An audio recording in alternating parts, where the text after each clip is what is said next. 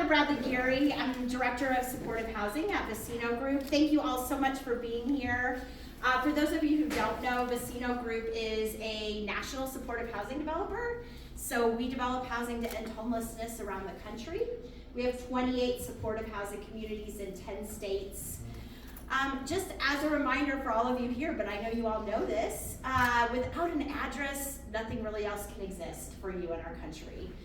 So when people talk about that people need to get jobs or they need to do all of these things, you can't do that without an address. And so our whole vision is to give people addresses so they can get jobs, so they can get benefits, so they can live with dignity. And we're honored to do that here at Asteri with all of our partners. So I have the honor of introducing several people today. First up is Councilperson Phillips.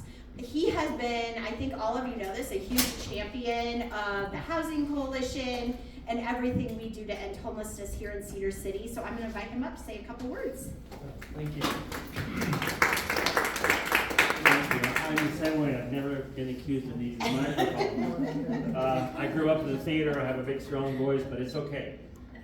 It's for the camera, right? That's right. It's really an honor for me to be here. Actually, I found serving on the local homeless council, and I was first brought into this when I was elected to the council, and I've learned so much.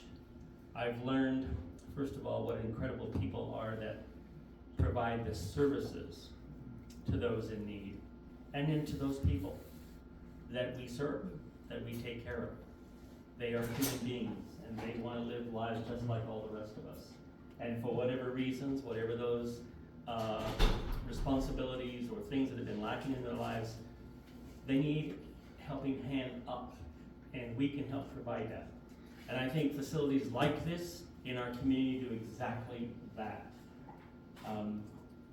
I will be attending the local homeless conference this Friday in Salt Lake City, along with a lot of the people in this room. And it's an opportunity I look forward to because I want to rub shoulders. I want to find out more about what we can do as a community, because everyone has the right to live with dignity and grace in their lives. And it's a responsibility we should take very seriously, and I do, and I'm just very proud of this in our community, and Libertad across the street as well.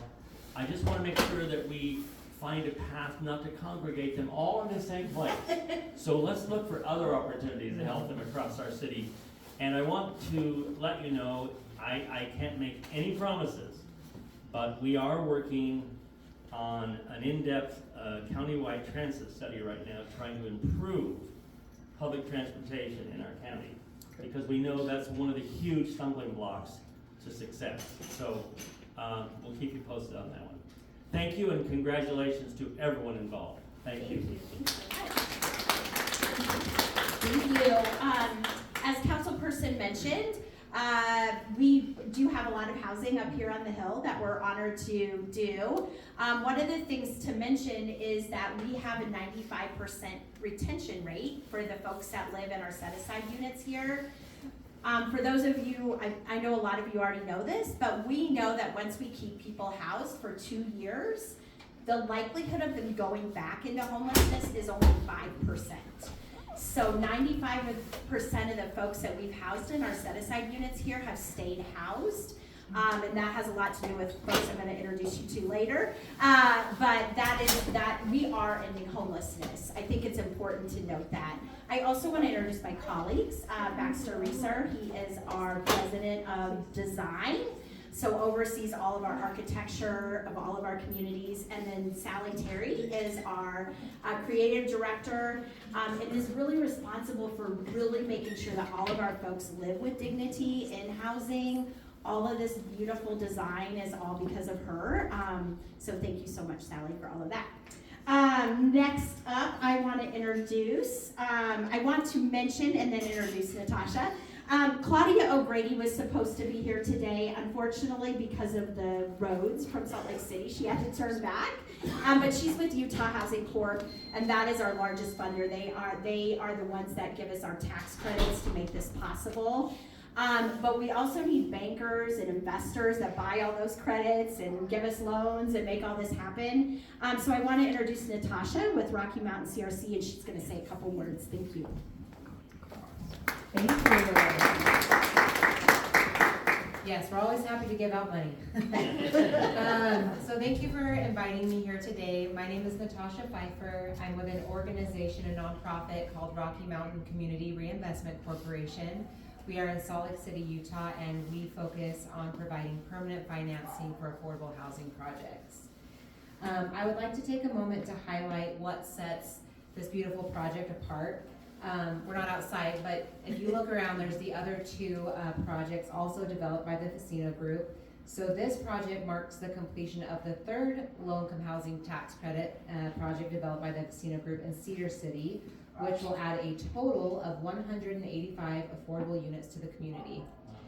I have been providing financing for low-income housing tax credits for over 10 years, and I can confidently say that these are located in the most picturesque locations. They are really beautiful, so this is a great thing to provide to the community.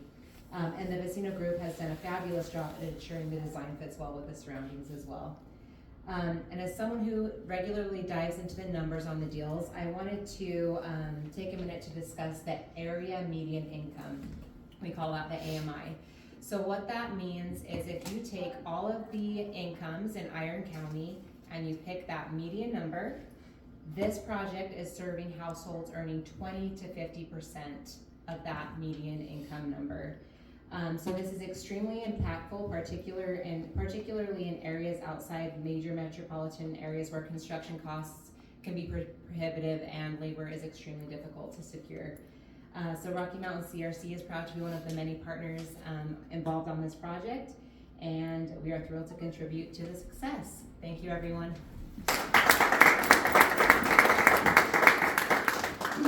So we can't end homelessness without, so we can provide all the housing, but we can't end it without amazing nonprofit partners that keep our folks housed. And they're working with them day in, day out, making sure everybody is permanently housed with services.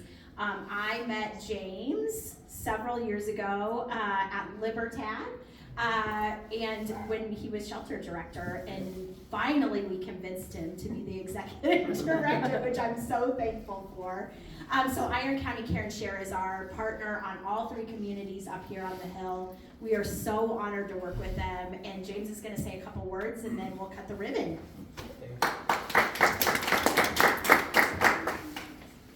Yeah, thanks everybody for coming out. So, standing over there, I noticed the poster on that wall. I don't speak a lot of Latin, but that basically means like from hardship to the stars, or through hardship to the stars. So obviously it's talking about people coming out of difficult situations and having success. I think it's important that we look at what is success, because that can be very different for different people. We try to run our program so that it's responsive to different clients and their individual needs. Not everybody's version of success or independence is the same.